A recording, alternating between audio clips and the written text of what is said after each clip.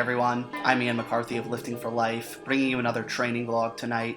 And what I'd actually like to do with this voiceover is talk to you about my channel and what it is I'm going to be doing with it moving forward, because to cut to the chase, it's apparent to me that I've not done what I want to do with it and what I think is within my capacity. So, as you, being the audience, have probably noticed, I don't have a regular upload schedule. There are some weeks where, indeed there are probably weeks where I don't upload. There are some weeks where it's one upload, some it's three. Sometimes I'll upload videos one after another. Sometimes there'll be a few days where I don't upload, etc. There are periods where I'll hit the vlogs harder, sometimes Q&As, etc. I've made one research review video, which I'm really proud of, but I only did the one. I've not made one since. And I don't say all of this to be like with the explicit intent of being self-critical. Rather, I think it's important that I recognize the reality of the situation and recognize that I think I can do better than this. And I'm saying that to you as the consumer of my content. I want to do a better job for you. So I'm going to do this, and the way I'm going to do this is I'm starting with simply uploading more content of the same quality. So in thinking about this, my intuition has repeatedly been that 5 videos a week is about perfect. Part of that is not wanting to burn out, not wanting to just churn out content where it's clear that I'm not in it, I'm just doing it to do it. I've said I have to do it, so I'm doing it kind of thing.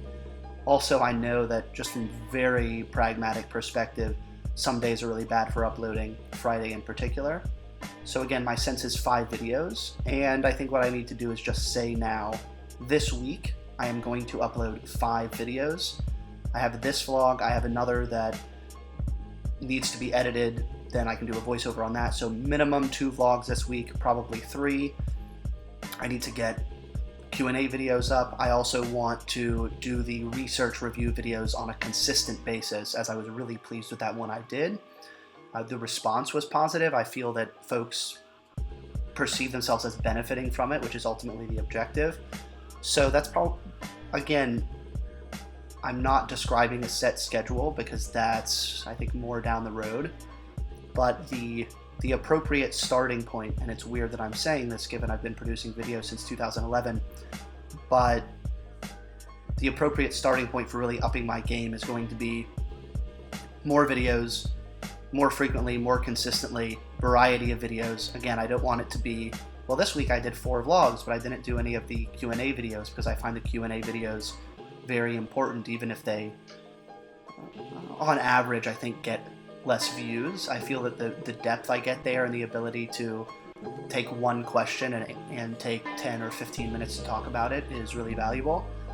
I like the vlogs. I like them more than I thought I would like them. I know that they appeal to people more than sit-down content oftentimes. And again, the research reviews are something that I think I can do a really good job of it. And they're valuable in that I know a lot of people either don't want or don't feel they have the time to actually read the literature, and that can definitely be problematic if the result is people are just unfamiliar with it. So I'd like to bridge that gap and bring value in that way. So that is what I'm going to be doing, and I hope that that is good news for you.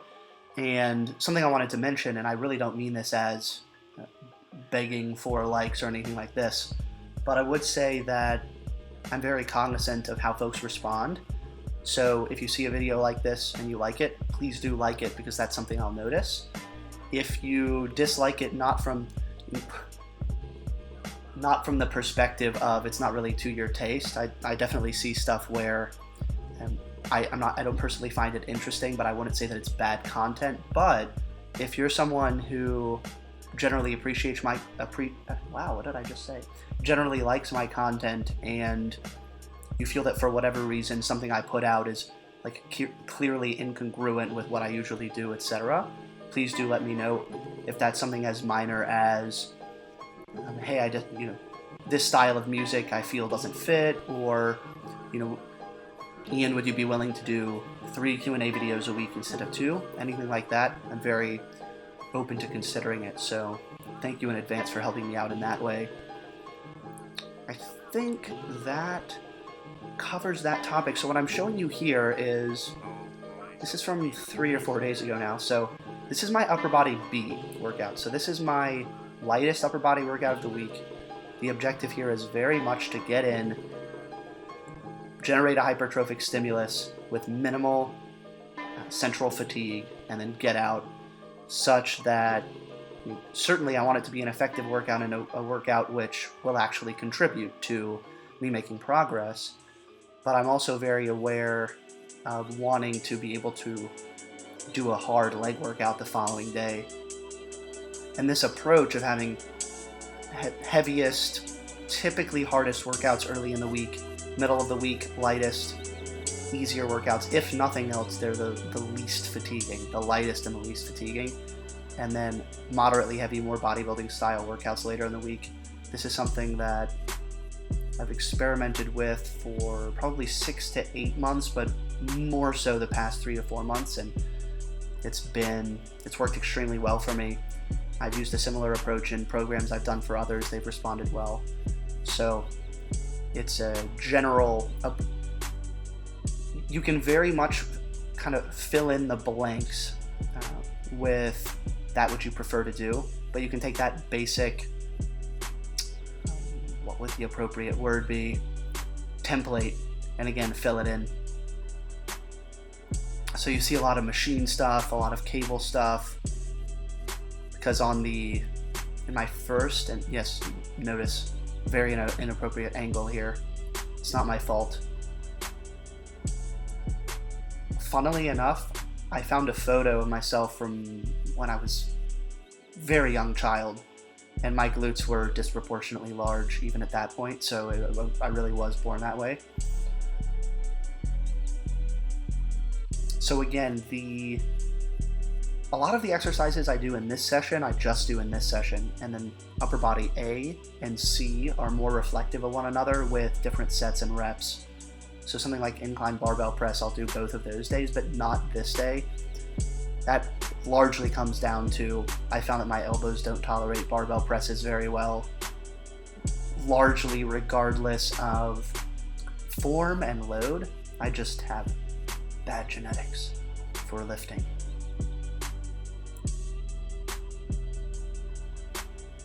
Really like this exercise. Actually picked this up from Ben Pakulski.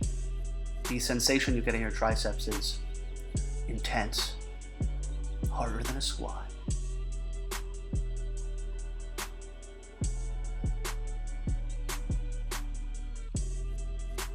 Another component of this workout is, and it depends on the body part, but to some extent, training muscles at shorter muscle lengths, meaning closer to maximally contracted, as that will induce less muscle damage.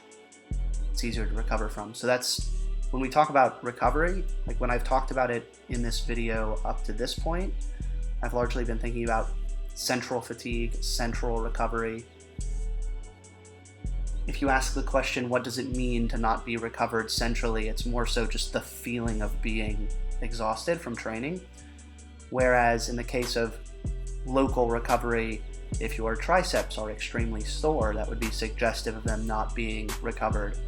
And training them at shorter muscle lengths like this, again, will induce less muscle damage and less soreness. Admittedly, my training frequency has been high enough for long enough that I barely get sore, but certainly something like this as a general proposition has less potential to cause soreness than an overhead extension.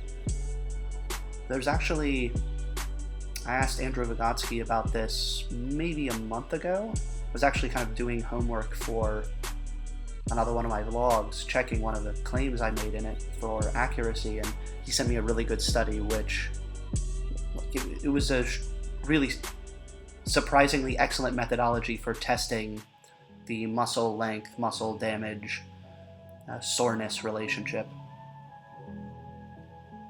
I'll see if I can dig it up. I should make a video about it. That would be a good idea.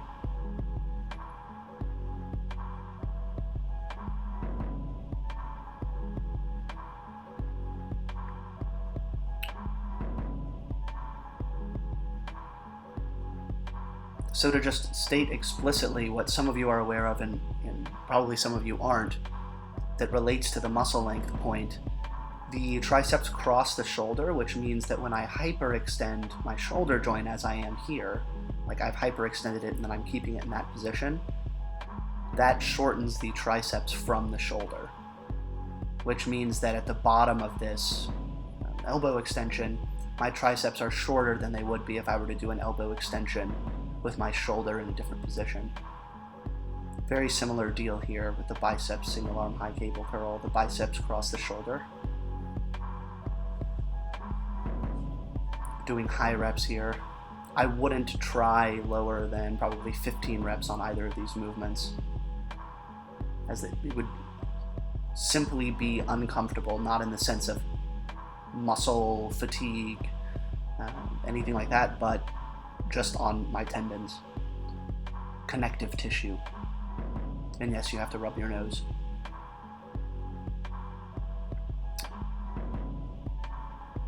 So I think I did probably 4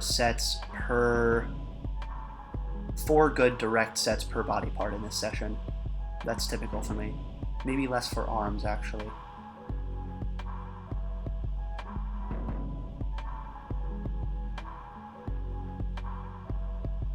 Mandatory posing. Alright guys, so we are closing in on the end of the video. Thank you again. Please do make sure to hold me to what I said earlier in this video about video upload frequency. Let me know if you have any suggestions regarding improving content like this, content generally. I don't know why I touched my stomach.